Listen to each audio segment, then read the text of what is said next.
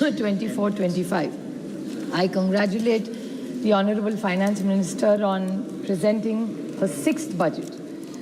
And every year we have a lot of expectations from her because India is no more insulated. It's a big global player over the last few decades. So everything that impacts globally impacts our country as well.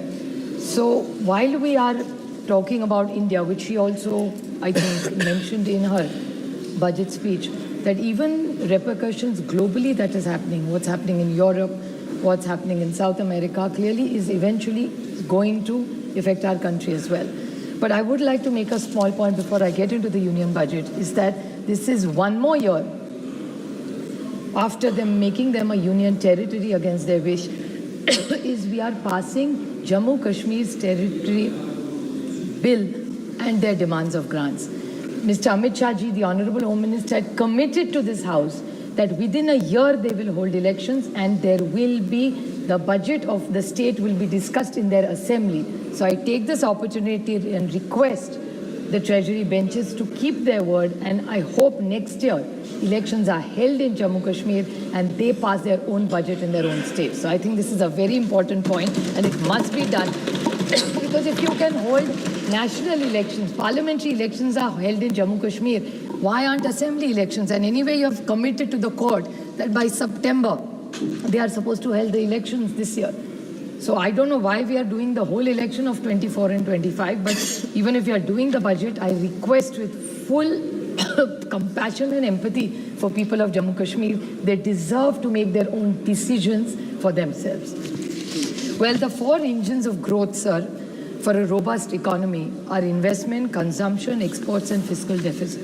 If you study the entire budget for the last decade of this entire government, I don't want to be a prisoner of the past and the history as the debate is going on from the Treasury bench, because actually I was disappointed with the Treasury bench today.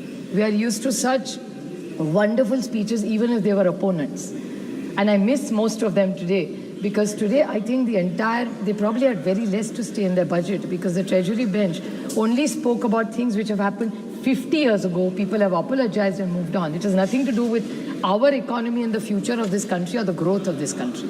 So I want to speak only about the budget today, and I want to limit my entire speech to that. Sir, if you look at investments itself, now how much investments have come into this country? What was the idea of the investment and reducing the corporate tax? They reduced the corporate tax under the pretext, or maybe they thought it was a wonderful decision at their level, that we reduce the corporate tax so that more investments come. But that is not reflecting in the numbers that the government has given.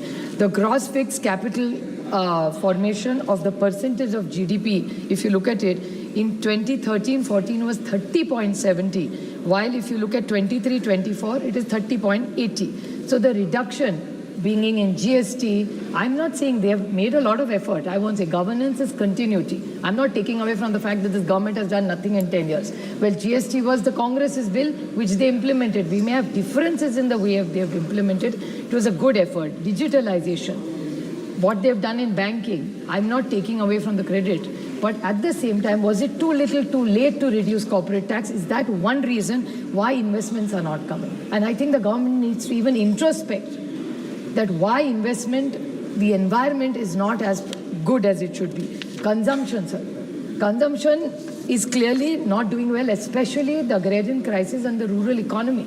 And data speaks for itself louder than you and me arguing about it. I'm not running the government down, but they need to accept that there is an agrarian crisis in this country.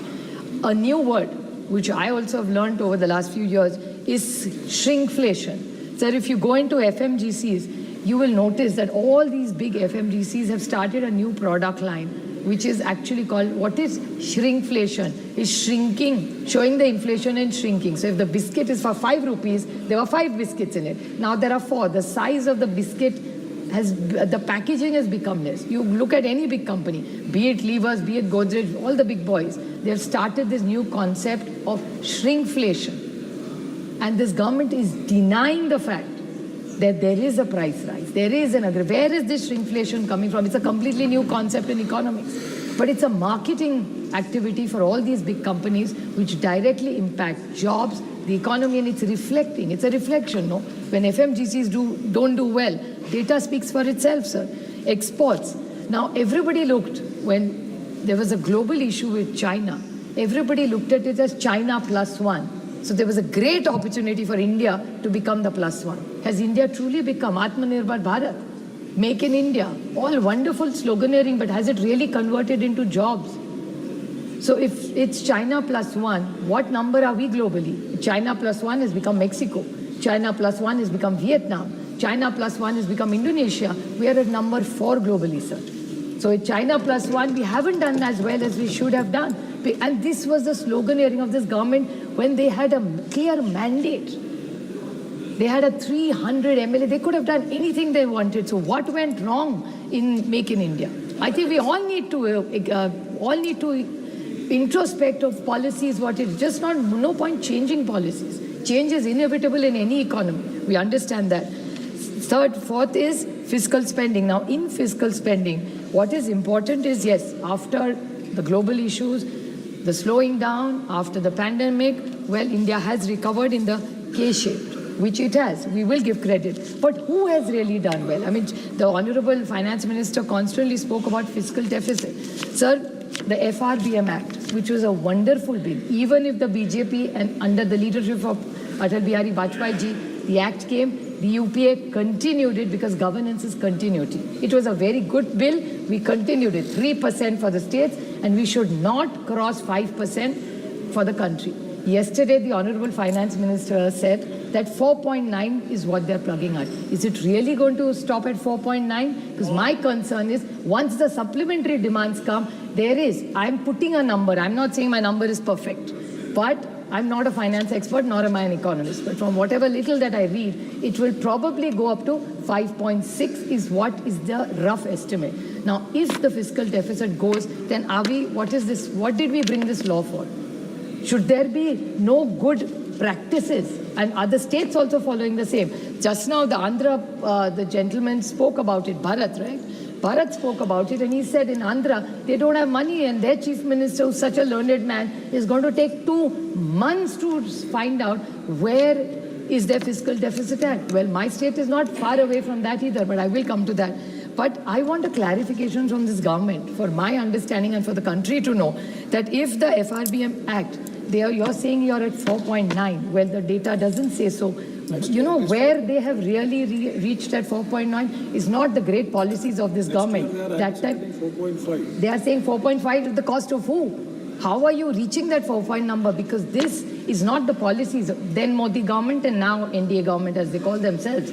But the Modi government has survived this whole thing not because of the great work they have done. It's the hard work that this nation and the people of this country have done, and the credit goes to the RBI. Actually, with this whole, or the entire house should thank the RBI and the governor, Shri Shaktikant Das, who gave them a dividend of 2 lakh crores. That's why they are at 4.9. Otherwise, they would not have been at 4.9. So this is something very important. I think we should really thank the RBI, who's done a wonderful job and actually saved this government. It is not their credit. It is the RBI's credit and the right and good policies that they have managed to come here even at 240. Otherwise, they would have not reached there, sir. Another question, which my colleague Dayanidhi Moran very rightly put up, is about the census. When are we going to reach? I don't see anything about the census in this entire budget. Now, 2-3 questions I want to ask them, very pointed. I'm not criticizing them, I'm just asking them. Sir, they talked about women and how much more they want to do and how they've got the women reservation bill, which is still not implemented. But unless you do the census, how are you going to implement the bill is my first question. Second, delimitation. Our constituencies are huge, sir. 23 lakhs, 24 lakhs. When I started, there were 14, 15 lakhs voters. Now it's 23. And what are we getting for the money we are getting is 5 crores. In Maharashtra, one MLA gets 5 crores per year. Here, 5 crores per MLA when I have 6. So actually it's equivalent to 30 crores. So the 6 crores per MLA, we are getting 5. So unless you do this delimitation, how are we going to manage through? So is the government thinking of doing this, and where's the funding for it? And the other point is MP lads. Either you increase them or stop them. Because scrap it either or make them fit. Sir, because what is an MP doing? So what are we achieving? My MLA gets for 5 crores. I am also getting 5 crores. He is 3. Today 15. So what are we achieving? 30. So you are saying increase it to 15. We get 5, they get 15. So now it's every state varies. So why don't you increase this, sir? That is one very important question. So what it is about the fiscal deficit, I want a clear answer from this government. About the caste census, we definitely want to ask. They talk about just 2-3 very important points. I'll make it as short. I know my colleague is going to speak. Sir, in GST, everything you ask this government, they said the GST Council will decide. I want to ask 2 very small questions to the Honorable Finance Minister. That the Income Tax Department has unearthed one huge fake money changing. There are companies which have input tax credit. Now, input tax credit under the goods and services tax, it's like some thousands of crores of a scam. Now, what has this government done to make sure such scams don't happen? What are the checks and balances? Anything you ask this government, they will say, oh, it goes to GST Council. Now, I have a problem in my state, sir. Your state, you may not have that problem because I don't know what your finance minister does. But unfortunately, in Maharashtra, our finance minister, which data says, never attends the GST Council meeting. So my state is always unheard. So what is the plan B for it? If a finance minister does not attend GST Council meetings, Maharashtra is never heard. Change the government. So I want some justice for that and a solution for that. Because besides the finance minister, nobody can speak in that meeting. But he's your ally, so you'll have to tell him Mr. that. Chair. So that's one very important thing. Sir, the other very important scheme which I want to ask, since it's short of time, I will leave 1 or 2 important things, but I want to ask one pointed question because it's really important. They keep talking, which even my friend Dayanidhi Maran talked about employment. And I think the whole thrust of this government was skilling and employment. I want to ask them, they started a very good scheme. I'm not taking away from the intention of this government. Was production linked, which is a PLI scheme, production linked incentive. Now, if it's a production linked incentive this government has given, if I stand corrected here, Raghuram Rajanji had said that there was some company in Gujarat which they gave, some semiconductor company, which 2.3 crores was the incentive given, is the kind of money we have paid. The employees are paying, that's the level they were given. But no outcome, and not only that, one of the cabinet ministers has agreed that number. I don't know who, I don't want to name anybody. But he said that for the incentive that we have given that government, for that particular unit in Gujarat, it's 2.31 crores per job, per employee. Now, if this is the PLI scheme, is this what you thought of giving in this government? Is this how you're going to create jobs? And now the new one is employment-linked incentive. So your PLI has already failed. Now, is this ELI is also going to fail? You've already failed even in fiscal deficit. Thanks to the RBI, you are safe. So where is really this economy going? Just by making all these announcements and giving all these schemes, there is nothing that you are quantifying, sir, in this economy. The numbers are not helping for what they are saying in these various schemes. They are very proud of feeding 80 crore people. I am also very happy if they are feeding 80 crore people. But how come when they keep saying this multi-dimensional poverty index that this government talks about, every time they're saying we are getting people out of poverty, how come you're still after 10 years feeding 80 crore people? I mean, it's the same number. If 10 years, sir, 80 crore logon ko, they are so proud to say they are feeding them and we are feeding them. I'm very happy if they are feeding them. Then how come nobody is going? Then this whole multi-dimensional poverty act, what is this for? They are doing nothing for EPS 95. So much they talked about pensions. EPS 95 was a commitment this government made. I mean, I hope his soul rests in peace, but Arunji is unfortunately no more with us. But Arunji had mentioned it, that EPS 95 is something we commit to. This government hasn't done it. Agrarian crisis, as I said, milk, the commerce minister is unfortunately not here. Somebody was saying, oh, that Viplav, I don't know if he's still here. He's here. He was talking about milk production, wheat production. This is data from 10 years.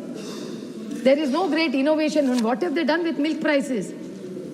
With exports, casein, onion. They lost 2 seats in Maharashtra only because of banning this onion. Their allies are begging them.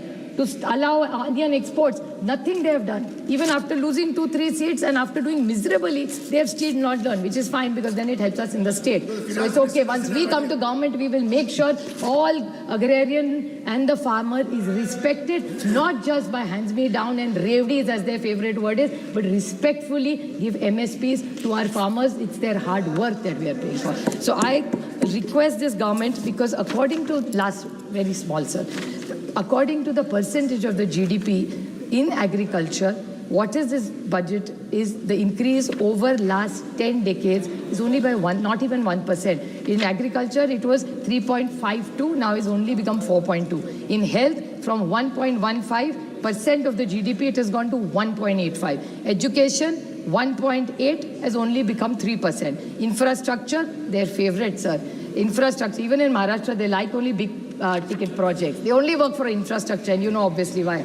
So budget of 3. Then social justice is 1.5, is also not some great thing. So, sir, I just need to ask this government that they have to clearly in the reply give us what is the plan of this government, because I'm as concerned as Andhra, because they have just come to power and they're suffering, they are saying. Same thing in Maharashtra. Every time there is no fiscal management in that state. So then why did we pass that bill? If there is no good discipline of finances, sir, this country will unfortunately, I with pain say this, would be a complete economical crisis. We don't want to go our neighbor's way. We want to be firm and committed to a robust country with good growth, with very good fiscal management and a strict one. So I urge this government to kindly reply to all these questions and reassure us that I have no problem with what they've given to Andhra and Bihar, but please don't give us step treatment because of what the voters have decided, because this is a constitution. Elections have to be fair and just. Thank you. You made your point. Thank you. Thank you, made sir. your point. Shri Shashi Tharoor. Shashi Tharoor. Thank you very much,